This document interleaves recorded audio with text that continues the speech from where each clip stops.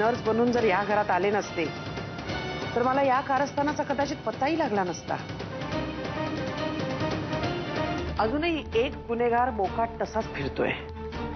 म्हणजे आणखी कोण? अजूनही कोणी सामील होतं का या दोघांच्या कटामध्ये? मिसेस अहिल्या वामन किल्लेदार।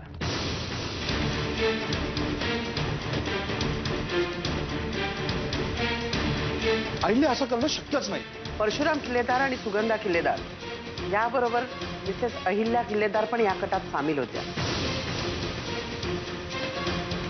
आता आपलं बिंग फुटू नये म्हणून कुठेतरी लपून बसल्या असतील। अहिल्या किल्लेदार पाताळात जरी लपल्या असतील ना तरी आम्ही त्यांना तिथून शोधून काढू। मला शोधण्यासाठी पाताळात किंवा स्वर्गात जायची गरज नाही। मी इथेच आहे घरात। मी पण नाटकच करत होते आणि यांचं हे कारस्थान उघड होण्याआधीच मी तुम्हाला सांगितलं होतं। काननताई, मलाही वाटतं अहिल्याताई खरं बोलताय, कारण अहिल्याताईंनी माझ्यापाशी येऊन सुद्धा माझी माफी मागितली होती आणि आपल्या सगळ्या चुकांची कबुली सुद्धा दिली होती। जशी यांना जानकीच्या जीवाची काळजी आहे तशीच मलाही। अहिल्या आमच्या बरोबर होती याचा आमच्याकडे पुरावा आहे। 10 लाख रुपयासाठी तिजोरीतले खरे दागिने हिने गहाण ठेवले आणि खोटे दागिने तिजोरीत आणून ठेवले आणि त्या खऱ्या दागिन्यांच्या बदल्यात 10 लाख रुपये आणून दिले। हवं तर तिजोरी तपासा। हे सगळे दागिने आपलेच आहेत आणि यातून काही कमी झालं तसंही वाटत नाही मला। परशु सरांनी सांगितल्याप्रमाणे हे दागिने नकली असू शकतात आणि मला 100% त्यांच्या बोलण्यात तथ्य वाटते। त्यामुळे सर आपण एखाद्या ज्वेलरला बोलवून तपासून घेऊ। नीट तपासून पहा, काही शंका असली तर मोकळेपणानं सांगा।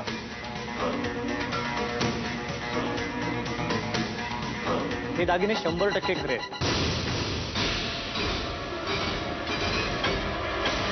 यामध्ये शंका घेण्यासारखं काही कारणच नाही।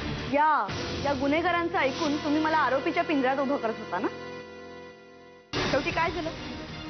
मी नाटक करते हे आता तरी तुम्हाला पटलंय ना? यांना घेऊन जा। थांबा। किल्लेदारांच्या घरातले दागिने जसे घराण्याचे होते ना तसंच हे नाणं सुद्धा त्या घराण्याचंच आहे, पण ते खोटं निघालं आणि त्याच नाण्याचा आज न्यायनिवाडा करायचा आहे। चला इन्स्पेक्टर साहेब, आपण निघू। त्यांना बसू दे इथे न्यायनिवाडा करत। थांबा।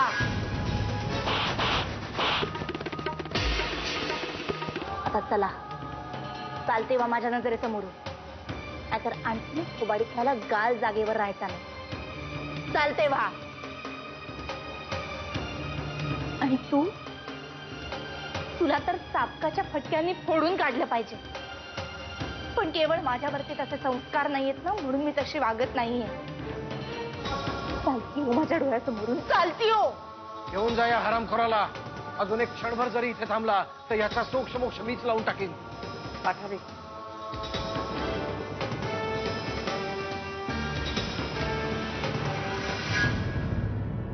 तुम्हाला माणसं ओळखता येत नसतील पण मला चांगलेच ओळखता येत। फक्त त्या कानांच्या बाबतीत माझा अंदाज जर असं चुकला, जर का मला आधी माहित असतं ना ती पोलीस आहे तर आज दोघंही जेलमध्ये असते, खूप आधी।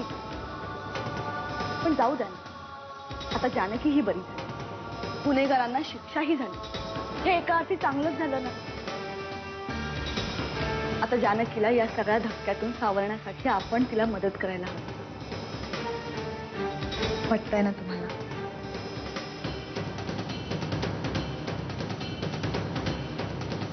हे तर खरंच आहे ग। आता जानकीकडे जास्त लक्ष द्यायला हवं।